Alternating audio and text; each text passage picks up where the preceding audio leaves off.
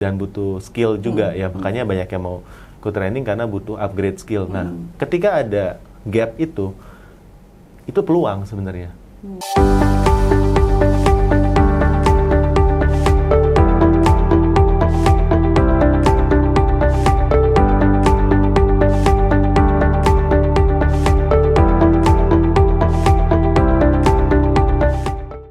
Hai Success Seller, jumpa lagi dengan saya Coach Elvina Prano dari Seller Up Academy.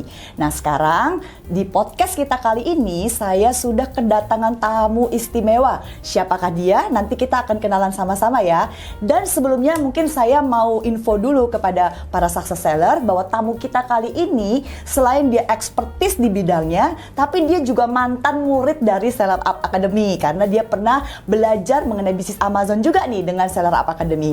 Oke, nggak usah berlama-lama, kita langsung kenalan saja ya dengan narasumber podcast kita kali ini yaitu Om Botax. Yeay, halo Om Botax, apa kabar? Thank you banget, Kak Vina sudah diundang di sini. Yes, kami juga thank you banget Om Botax sudah mau hadir ya di podcast Seller Up Academy kali ini. Nah Om, sebelumnya mungkin saya mau tanya dulu nih. Waktu itu kan Om Botax datang ya ke kelas Seller Up Academy ya. Yes. Boleh nggak kasih dong pendapatnya Om Botax tentang kelas kami itu gimana sih? Wah, ini kelasnya benar-benar eye-opening sih, karena sebelumnya saya pikir sebagai seller lokal ya kita nggak ada kesempatan untuk bisa jualan di Amazon ya. Tapi ternyata setelah ikut kelas ya, kelasnya 2 hari intens banget, daging banget ya, diajarin dari mulai buka akunnya ya sampai yang menurut saya amazing itu cara untuk riset produknya ya, dan tools-toolsnya dikasih, dan itu sebenarnya keren karena kita di lokal itu sebagai pemain seller lokal ya di Tokopedia, Shopee itu nggak punya tools kayak gitu. Jadi dikasih tahu bukan cuma toolsnya tapi requirement-nya, kalau misalnya ada ketemu barang yang kayak gini ya, itu akan jadi produk hero yang akhirnya bisa dapet cuan. Jadi memang kuncinya dari produknya dikasih tahu, cara carinya gimana, cara jualannya, sampai jalur-jalurnya itu dikasih tahu. Ya menurut saya ini recommended sih buat teman-teman yang ingin belajar jualan di Amazon. Keren ya Om ya. Jadi seperti yang suka dikasih review nih ya dari para murid-murid kita, kelas kita bener-bener daging, terbukti ya Om ya. Yes. Banyak manfaat yang bisa Padat didapat banget, ya. mantap. Tuh, Success Seller ya. Jadi jangan ragu tuh. Kita awal-awal udah iklan dulu. Nggak apa-apa ya. Emang dasarnya jualan. Namanya juga Seller Up Academy ya, harus meyakinkan Success Seller bahwa kelas kami itu benar-benar worth it, dan harus coba yang mau berbisnis di Amazon ikut kelas kami ya. Oke, sekarang kita nggak mau fokus dulu nih ke Amazon ya, karena Om Botax, tujuan kita nih mau menghadirkan Om Botax di sini. Mungkin banyak Success Seller yang belum tahu nih, Om Botax ini adalah expertise di Tokopedia dan Shopee. Betul ya Om Botax? Betul, ya? saya adalah seller mentor Shopee dan juga di Tokopedia. Ini salah satu trainer di Tokopedia yang biasa kita training kalau di acara-acara resmi Tokopedia. Dan memang sudah berjualan online di Tokopedia mulainya itu dari tahun 2011. Oh, sudah cukup lama sekali. Jadi ya Om, sudah 11 tahun lebih, lumayan lah ya, sampai sekarang masih jualan. Jadi kita juga melihat dari awal dulu jualan seperti apa dan kondisi sekarang seperti apa, nanti kita akan bahas lebih lanjut. Oke. Om, mungkin banyak yang bingung nih, kenapa sih namanya Om Botax? Apalagi di situ ada hashtag Botakers. Apa sih itu maksudnya? Boleh dong dijelasin dong. Boleh. Apakah karena botak apa gimana? Ya, sebenarnya nggak botak. Rambutnya banyak loh itu. Banyak, ya. Kenapa Om? Boleh dikasih tahu dong.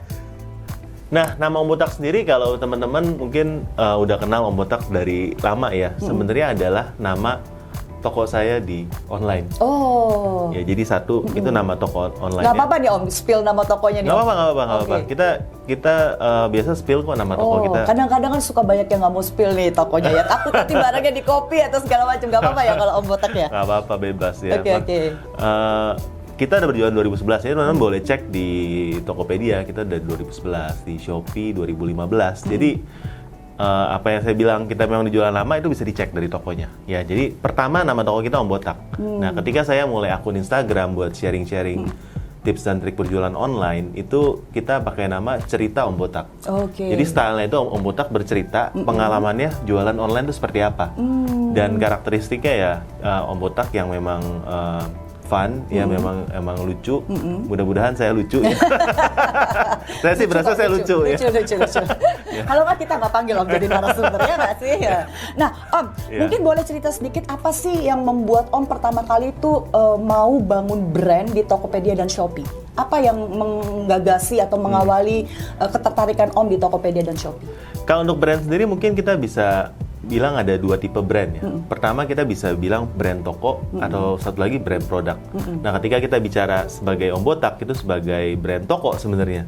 Akhirnya jadi identity ya, brand di sosmed dan lain-lain. Itu brand toko. Jadi teman-teman boleh jual barangnya macam-macam, merek orang lain pun, tapi yang dikenal brand toko. Mungkin kayak seperti minimarket, Indomaret, Alfamart itu kan brand toko. Yes. Walaupun dalamnya jualnya banyak brand yang lain. Oke. Nah, yang kedua mungkin lebih dikenal itu biasanya adalah brand produk.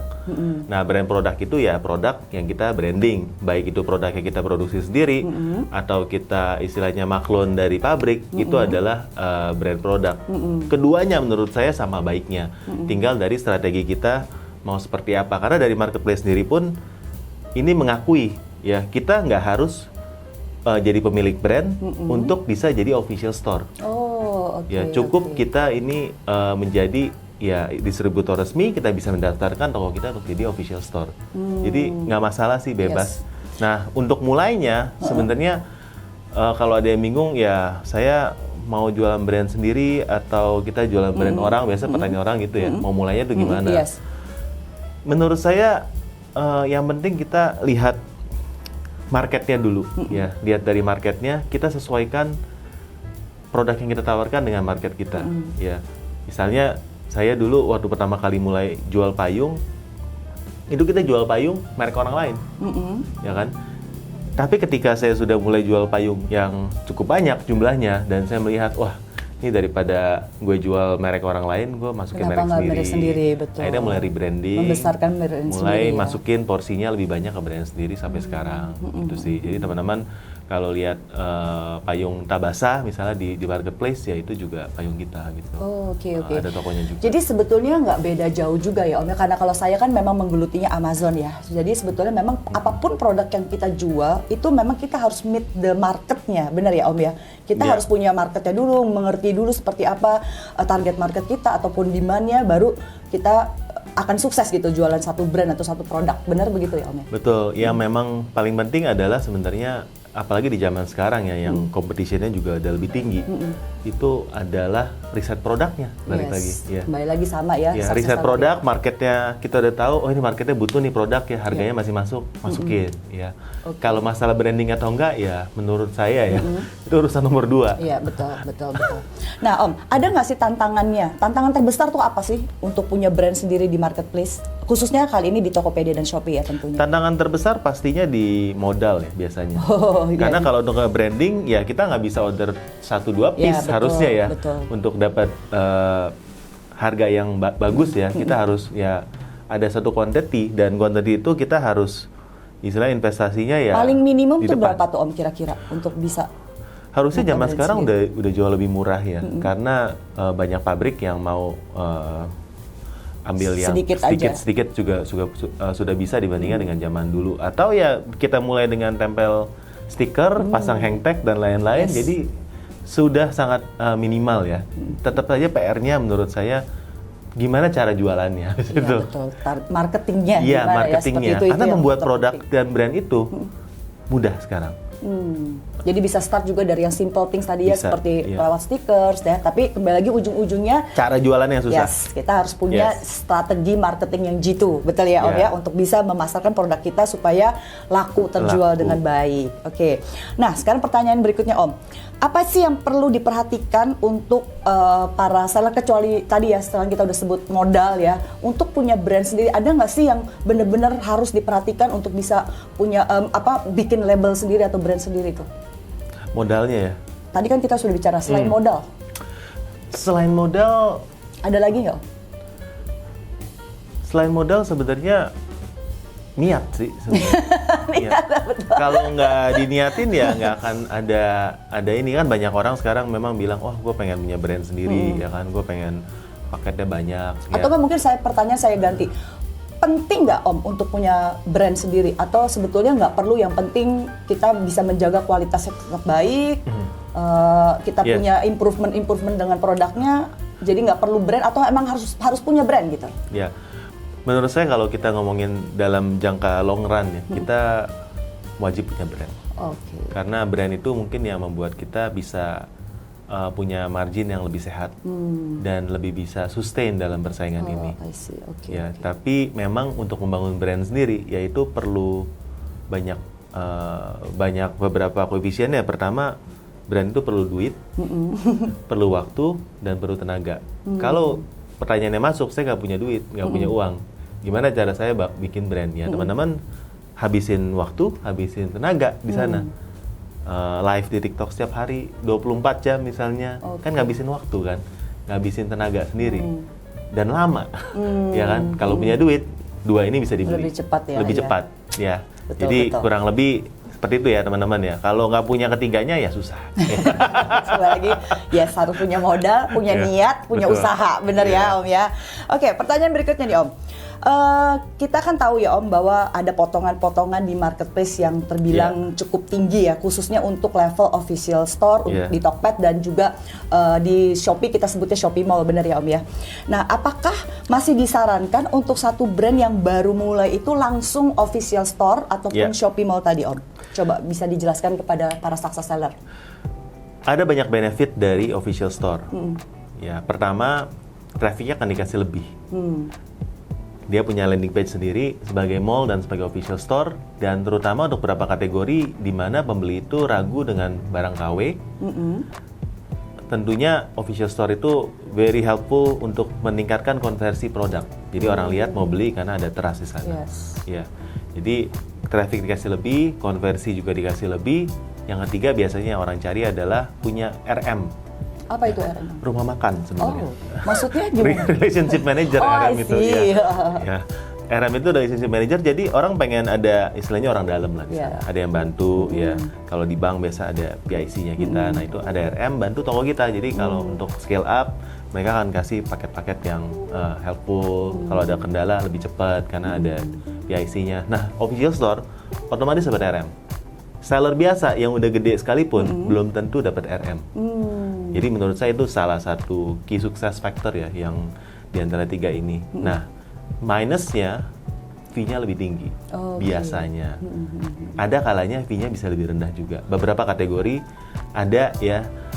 Tapi rata-rata on average itu kita ngomong fee-nya memang lebih tinggi. Nah, pertanyaannya, apakah dengan fee lebih tinggi ini worth it apa enggak? Worth it atau enggak? Karena banyak barang yang sangat sensitif sama price. Lebih baik mereka stay jadi seller biasa, tapi price-nya kompetitif dibandingkan jadi official. Karena segala benefit ini ternyata nggak bisa menaikkan sales. Ya, jadi kita harus pertimbangin. Tapi kalau ditanya sebenarnya saya akan tetap rekomendasi official store karena long run-nya lebih bagus gitu. Kira-kira Om untuk orang mengajukan diri untuk menjadi official store gitu ya, itu rentang waktu yang ideal tuh berapa lama sih semenjak dia start jualan? Dari pertama kali jualan juga boleh. Bisa kalau bisa. Okay. Asalkan memenuhi beberapa kriteria dari mereka biasa punya a list ya, pastinya badan hukum, ya haki untuk brand, lalu juga untuk official store itu yang penting kita harus menunjukkan seberapa brand kita famous. Ya, kalau misalnya Kak Vina itu definitely udah bisa masuk mall karena famous. Di seller up maksudnya. Famous ya, jadi udah bisa tuh bikin brand ya. Apakah brandnya punya artis atau apa itu bisa langsung masuk jadi official store. Nah, kalau enggak, ya we have to make it famous. Ada berapa kriterianya? Caranya untuk kita bisa growth hack-nya supaya jadi langsung famous kayak gimana? Nih Om, kita lupakan itu ya. Sekarang saya mau tanya gini. Sekarang kan juga sorry aku cut ya. Nih aku pertanyaannya cut ya di sini ya. Tantangan besar. Oh ini kok masuknya ke pandemi sih? Ulang. Iya. Nah sekarang Om. Menurut Om, kita kan baru saja melewati masa pandemi ya Om ya, yang mungkin Indonesia banyak yang belum move on gitu ya. Belum move on, Om sendiri kena imbas nggak sih dengan adanya pandemi kemarin? Jualannya semakin bagus atau malah jadi turun? Saya pikir sebagai seller online, kita sangat diuntungkan sama pandemi. Jadi tetap benar ya Om ya, blessing in disguise di pandemi itu ada ya? Ya, karena waktu awal pandemi mulai, kita lebih siap dibandingkan mereka yang belum pernah go online sama sekali. Oh, oke. Jadi ada shifting di mana tiba-tiba toko kita trafficnya naik, ya, tapi berjalan dengan 2 tahun, ini seller makin banyak. Ya, orang yang tadinya tambah ya, orang yang belum pernah online, belum pernah online, benar, ya, benar. pabrik-pabrik pun akhirnya online. Yes. Jadi mereka udah bukan B2B lagi, tapi Benar. udah B2C, langsung direct to customer. Ya, bahkan beberapa merek yang kita jual sebelumnya mereka nggak ada presence. Yeah. Tiba-tiba semuanya Mereka udah jadi buka sendiri official store, online, ya, betul. buka sendiri. Jadi kita melihat setelah 2 tahun berjalan ini ada shifting. Pertama sellernya makin banyak dan banyaknya banget, ya. Dan yang kedua, tren untuk belanja online sedikit berkurang karena orang udah mulai balik ke offline lagi sekarang. Karena sudah mulai Yes. kembali ke normal gitu ya maksudnya Om, ya. For example yang paling gampang mungkin teman-teman yang di Jakarta yang tadinya beli sayur semuanya Iya, online. grocery, sekarang udah mulai balik Tukang ke sayur pasar. udah kembali di jalanan sekarang. Yes, udah balik ke jalan lagi, udah makan eat out di restoran, yang belanja tadi pakai order makanan pakai online sekarang udah mulai balik ke restoran lagi. Jadi ada shifting habit. Jadi secara demand pun pasti akan turun karena money-nya di-spend di other sectors, ya. Nah, saya rasa tahun ini akan ada banyak seller yang tumbang. Oh gitu ya. Terutama seller-seller yang nggak kuat untuk menghadapi shifting ini. Ya, makanya saya selalu bilang di channel Cerita Om Botak atau teman-teman yang ikut kelas, ya, justru ini waktu kita buat benar-benar upgrade diri, belajar.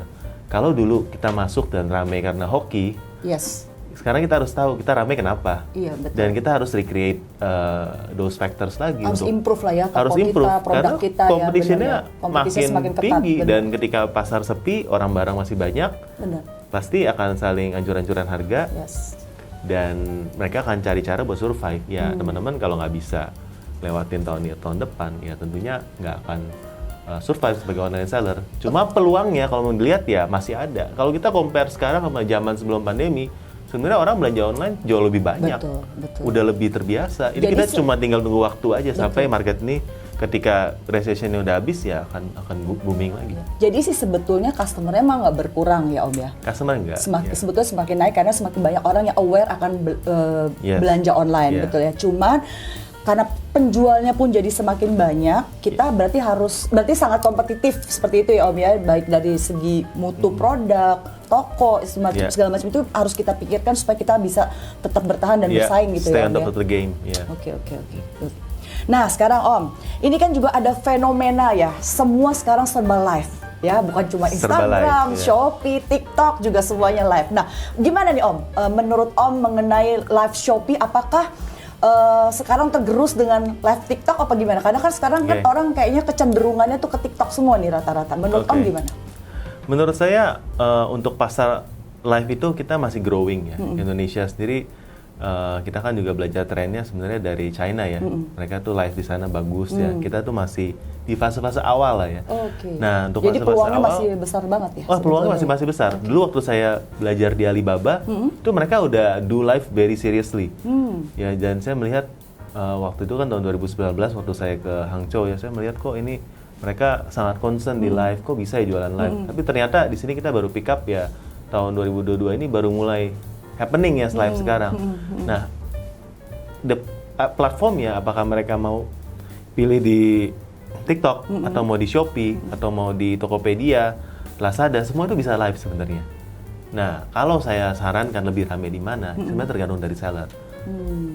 Kalau misalnya Kavina udah punya toko di Shopee yang rame dan live di sana, definitely akan jauh lebih mudah dibandingkan live di TikTok yang tokonya masih belum mulai atau masih baru.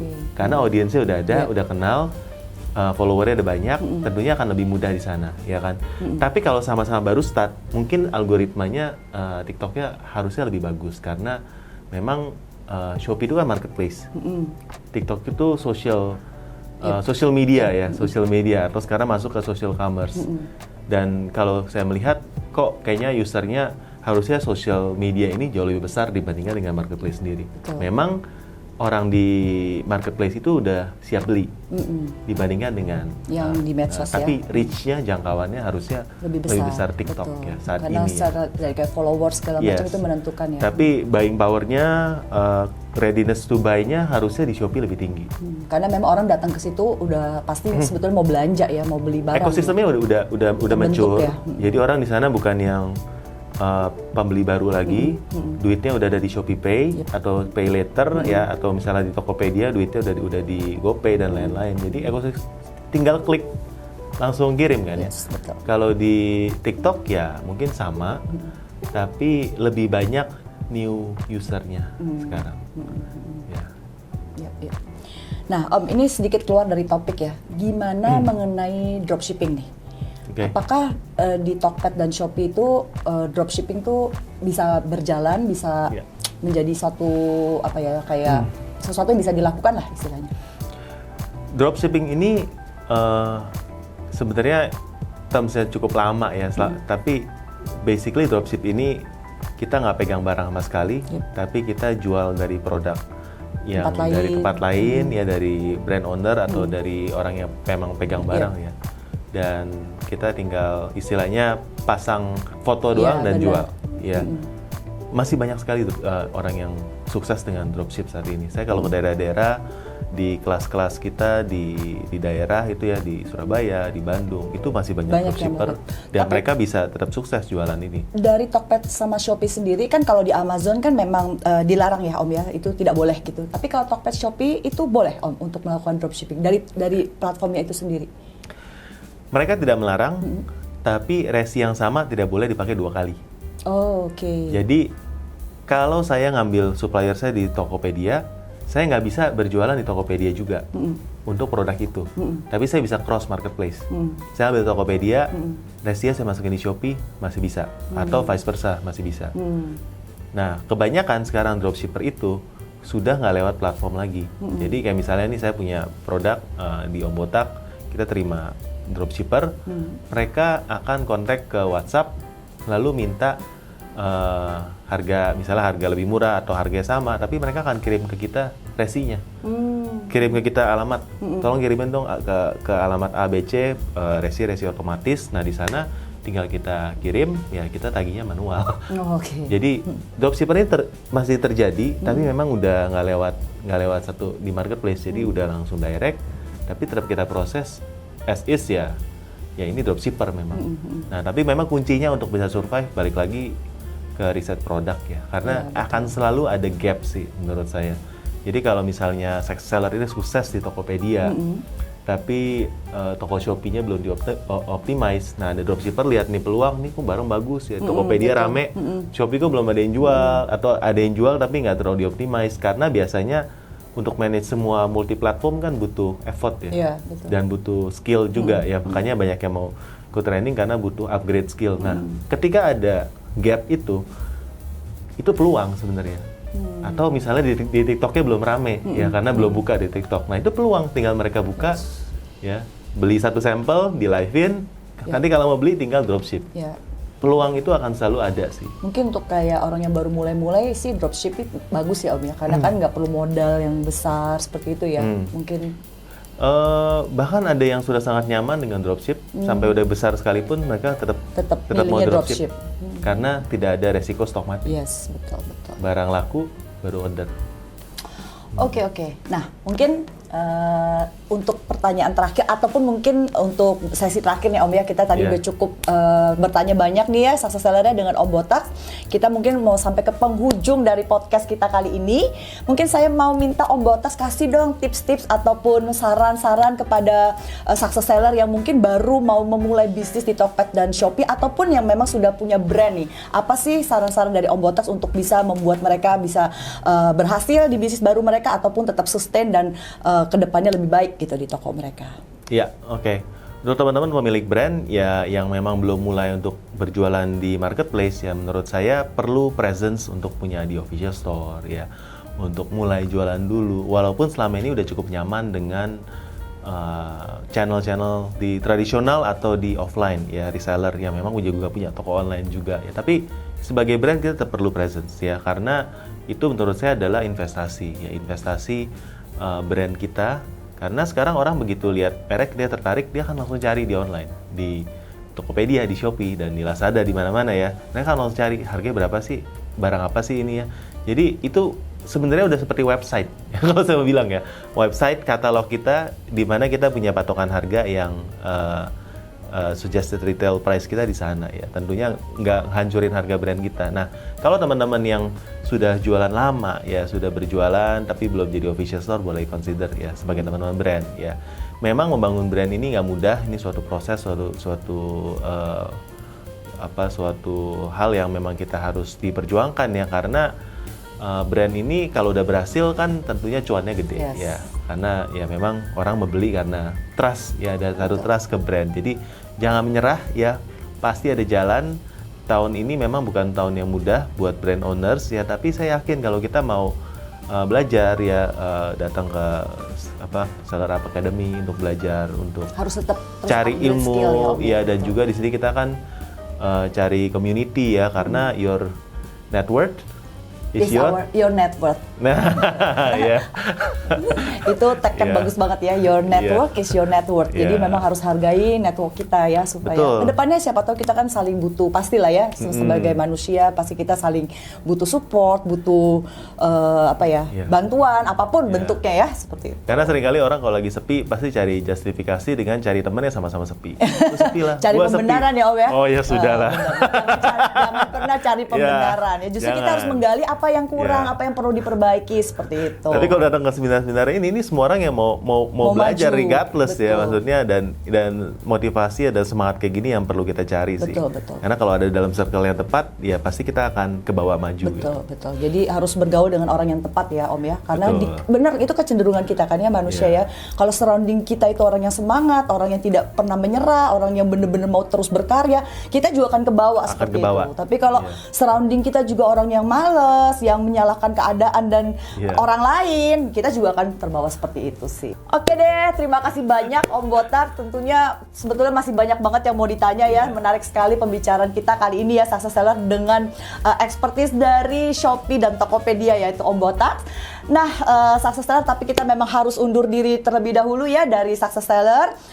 Dan kalau bagi Success Seller yang mau tahu lebih lanjut mengenai Seller Up Academy, bisa terus ikuti kami di YouTube ini ataupun di Instagram dan Facebook dari Seller Up Academy. Nanti kita akan kasih linknya kepada Success Seller ya di layar sini. Juga bagi yang mau kepo ini tentang Botakers ya, nanti juga kita akan kasih linknya di bawah untuk para Success Seller bisa juga mencari tahu tentang apa yang diajarkan ataupun yang dilakukan oleh Botakers gitu ya, Om Botak sendiri. Oke, akhir kata terima kasih sekali Om Botak untuk kehadirannya di podcast Seller Up Academy kali ini. Dan bagi para Success Seller, terus semangat, terus berkarya. Indonesia pasti bisa. Salam sukses Amazon. We fight, we pray, we success. See you on our next podcast. Bye.